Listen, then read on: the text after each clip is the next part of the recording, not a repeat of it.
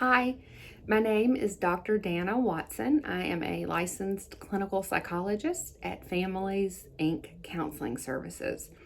And I wanted to spend just a minute with you today and discuss emotional and mental preparation for returning to school.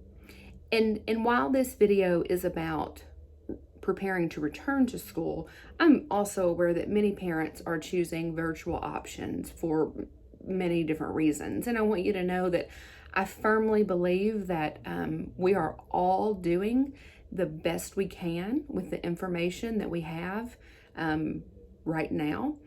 And that whether you decide to return your child to school or maybe choose virtual schooling, I think that that is the best decision for you and your family.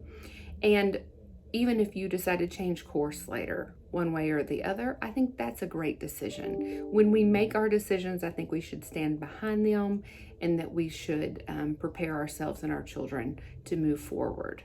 Second guessing or being caught up in anxiety about it is probably not productive for anybody. So, congratulations to you when you do make a decision, because it will be the best one for you and your family.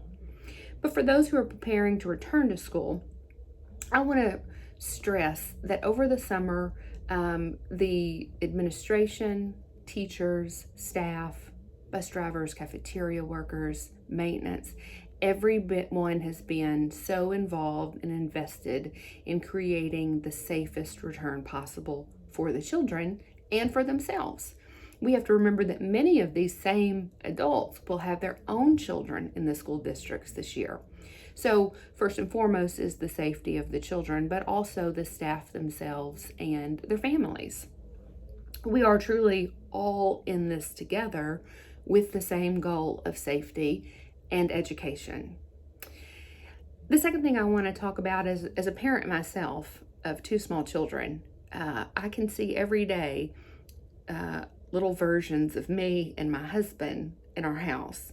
The children, as you know, as parents and caregivers, model the behaviors that they see from us, the attitudes that they see from us, even the nonverbal things that we do, nonverbal attitudes that we have.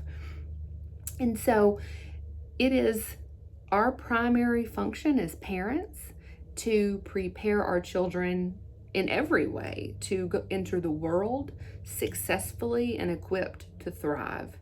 And I think that when we talk about returning to school in the midst of a pandemic, the same role applies. Our job is to prepare them emotionally and mentally so that when they do return, they're able to be optimistic, hopeful, prepared to learn, prepared to be safe, and truly to thrive in that environment. And so it is so important that we monitor ourselves and that we watch our own behaviors and attitudes toward reentry, towards masks, toward the administration, so that we are modeling really healthy, optimistic views. We want our children to feel comfortable, even if we have some doubts and concerns, which is very fair, that we want them to feel comfortable, that we're sending them into an environment that we trust. The second thing is we have a lot of time before school starts still. And so it is time to be having conversations with our children about how they feel about returning, how we feel about returning, and what is within our control as far as safety goes. For instance, we can begin to teach our children how to wash their hand. Two rounds of happy birthday, and good soap and water. Then we can teach them also how to physically distance from their friends. We can begin to teach them also why we don't share drinks or food. And lastly, we can prepare them for wearing masks. Just like infants don't want to wear shoes in the beginning and kick them off, and we have to have them wear them for longer and longer periods of time, the mask is going to be the same way. Nobody wants to wear a mask, adults or children. And for a lot of people, there are sensory issues that come along with that can make it even more difficult.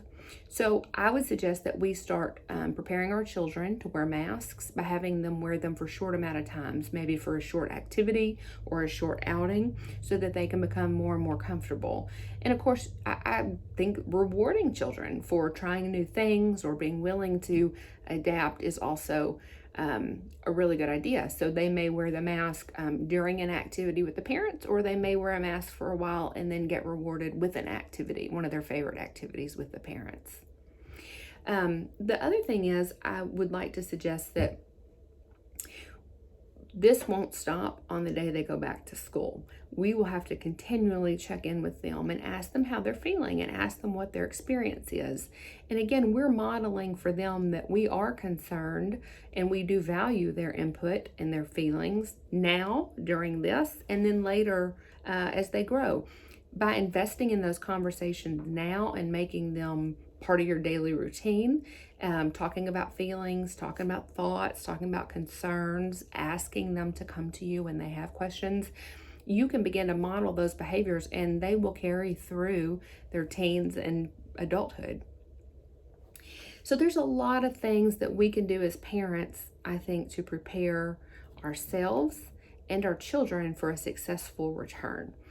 If you find that you are having difficulty yourself in coping with the emotional demands or the anxious thoughts that may surround this issue, then I suggest that you reach out to a counseling agency like ours and let us walk with you, let a counselor guide you through it, and certainly work on reducing that level of anxiety so that it's more manageable for you and doesn't cause as many difficulties in your daily life or in your sleep or maybe with your appetite. And certainly the same applies with your child. If you notice that your child seems to be struggling more than what you think they should, or in ways that are interrupting their ability to sleep or eat or play or behave normally, please don't hesitate to reach out to our agency. Let us spend time evaluating your child, discussing their needs, and seeing if there is a plan that we can put into place to help them as they transition. We are very invested in our communities. We are very invested in our schools. We are more probably now than ever equipped to provide services, whether it be in person at the home or in person at the clinic or via telehealth. So the mental health opportunities for you and your family are better than ever. And we hope that if you need those, if you need assistance or if you need help during the transition, you will reach out to us. You are welcome to call your nearest clinic and get information and find out a little bit more about our services. We are in this with you. We are in this with our schools, and we are so excited to see how we can help transition everyone into a very safe next school year. Thank you so much. Bye-bye.